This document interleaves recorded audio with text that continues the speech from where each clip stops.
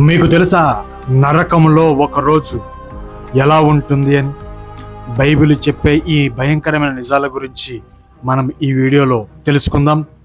Video skip చేయకుండా last వరకు చూడండి. ఒకసారి మీరు ఊహించుకున్నట్లయితే, మీరు పడుకొని మేల్కొనేటప్పుడు కళ్ళు తెరిచారనుకోండి, కానీ మీ చుట్టూ ఎక్కడ చూసినా చీకటి, భయంకరమైనటువంటి అరుపులు, వేదనతో కూడిన విలవిలలాడుతున్నటువంటి స్వరాలు మీకు వినపడినాయనుకోండి. మీరు సహాయం కోసం కేకలు వేస్తూ ఉన్నారు, కానీ మీ కేకలను వినేవారు ఎవరూ లేరు. ఇది ఒక భయానక కల కాదు. బైబిల్ నరకం గురించి చెప్పిన కొన్ని వర్ణనల ఆధారంగా ఊహించగలిగినటువంటి దృశ్యం. ఈ వీడియోలో ఆ నరకములో ఒకరోజు ఎలా ఉంటుందో బైబిల్ చెప్పే సత్యాల గురించి మనం తెలుసుకుందాం. స్కిప్ చేయొద్దు, చివరి వరకు చూడండి. అనేకమైనటువంటి ఇంట్రెస్టింగ్ టాపిక్స్, ఇంట్రెస్టింగ్ విషయాలు మీరు తెలుసుకుంటారు. అలాగే మన ఛానల్ని సబ్స్క్రైబ్ చేయండి, లైక్ చేయండి, అనేకులకు షేర్ చేయాలని ప్రభు పేరిట మనవి చేస్తూ ఉన్నాను. ఇక మొట్టమొదటిగా టాపిక్లకు వెళ్తే, దేవుని సన్నిధి లేకుండా ప్రారంభమయ్యే భూమిపై మనం అనుభవించే ప్రతి మంచి విషయం దేవుని కృప వల్లనే మనకు దొరికింది. గాలి, వెలుగు, ప్రేమ, ఆశ, శాంతి, నెమ్మది ఇలాంటివన్నీ కూడా దేవుని వల్లనే దొరికినాయి. కానీ నరకంలో ఇవేవి కూడా ఉండవు. ఎందుకు తెలిసిన?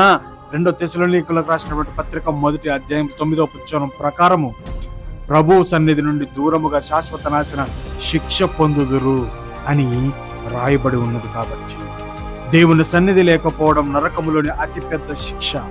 ఇది మొట్టమొదటిగా దేవునికి దూరంగా ఉన్నావా? దేవునికి దూరంగా ఉండి నువ్వు మేలు అనుభవించాలనుకుంటే కుదరదు.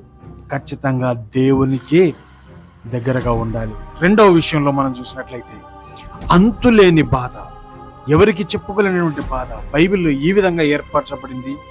బైబిల్ ఈ విధంగా వర్ణిస్తుంది. బైబిల్ నరకాన్ని ఆర్పజాలని అగ్నిగా వర్ణిస్తుంది. మార్కు సువార్త 9:43 వచనములో ఆర్పజాలని అగ్నిగా అక్కడ రాయబడుతుంది.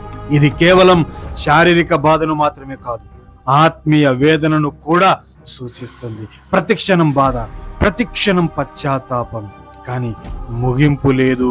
ఇది మనం గుర్తు పెట్టుకోవాలి, క్రైస్తవులమైనటువంటి మనం. మూడవదిగా, పశ్చాత్తాపముతో నిండిన జ్ఞాపకాలు.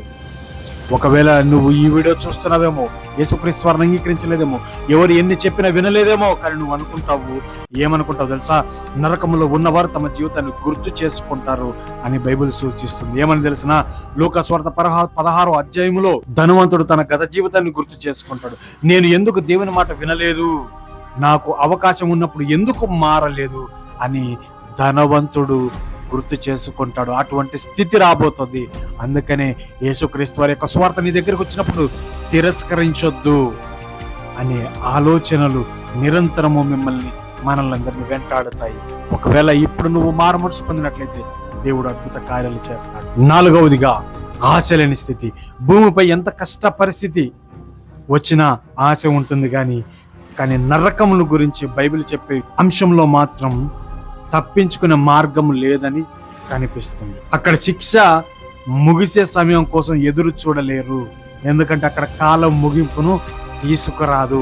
వీళ్ళ పలానా టైంలో అయిపోతుంది, 9 గంటలకు స్టార్ట్ అయ్యి 5 గంటలకు అయిపోతుంది అనేది లేదు. అక్కడ ఖచ్చితంగా ఏమని తెలుస్తుందా? ఎందుకంటే అక్కడ కాలం ముగింపును తీసుకురాదు.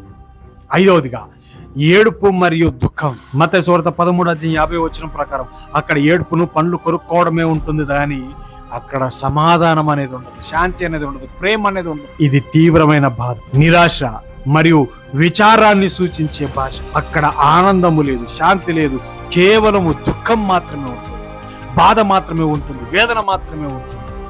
అట్లాంటిది నరకమని బైబిల్ సెలవిస్తుంది. ఆరవదిగా మనం చూసినట్లయితే, అత్యంత భయంకరమైన విషయం ఏంటో తెలుసా? నరకంలో అగ్ని కంటే భయంకరమైనది ఏంటంటే, దేవుడు ఇచ్చిన రక్షణ అవకాశాన్ని కోల్పోయామని తెలుసుకోవడం. భూమిపై ఉన్నప్పుడు యేసుక్రీస్తు ద్వారా రక్షణను పొందే అవకాశం ఉంది, కానీ ఆ అవకాశం శాశ్వతంగా ముగిసిపోయిందని గ్రహించడం అత్యంత బాధాకరం. అయ్యో, నేను ఉపదేశాన్ని ఎట్లా త్రోసివేస్తుని అని ఆనాడు సామెతల గ్రంథంలో చెప్పుకున్నట్టుగా ఈ రోజు కూడా అటువంటి స్థితి రాబోతుంది. అందుకని అవకాశం ఉన్నప్పుడు యేసుక్రీస్తు వారిని అంగీకరించండి. చివరిగా చూసుకున్నట్లయితే ప్రియమైన వారు, స్నేహితులారా, మై డియర్ ఫ్రెండ్స్, సహోదరులారా, మీకు చెప్పొచ్చేదండి, ఈ వీడియో ఉద్దేశం ఎవరిని భయపెట్టాలని కాదు, బైబిల్ చెప్పే హెచ్చరికను గుర్తు చేయడమే. దేవుడు ప్రతి ఒక్కరిని ప్రేమిస్తాడు, అందుకే ఆయన రక్షణ మార్గాన్ని ఇచ్చాడు. యోహాను సువార్త 3:16లో దేవుడు లోకంని ఎంతో ప్రేమించును కాగా తన అద్వితీయ కుమారునిగా పుట్టిన వాని యందు విశ్వసించి ప్రతివాడు తప్పక నిత్య జీవం పొందుతాడని రాయబడింది. ఈరోజు మనకు దేవుని దగ్గరకు వచ్చే అవకాశం ఉంది. ఆ అవకాశాన్ని నిర్లక్ష్యం చేయొద్దు. దేవుడు ఇచ్చిన అవకాశాన్ని సద్వినియోగం చేసుకో. ఫ్రెండ్స్, చివరిగా నరకము గురించి బైబిల్ చెప్పే ఈ సత్యాలు మీకు ఎలా అనిపించాయి? మీ అభిప్రాయాన్ని కామెంట్లో తెలియజేయండి. ఈ వీడియో మీకు ఉపయోగకరంగా అనిపిస్తే లైక్ చేయండి, షేర్ చేయండి, ఛానల్ను సబ్స్క్రైబ్ చేయండి. దేవుడు మనల్ని అందరూ దీవించి ఆశీర్వదించును గాక. అందరికీ వందనాలు. Thank you all.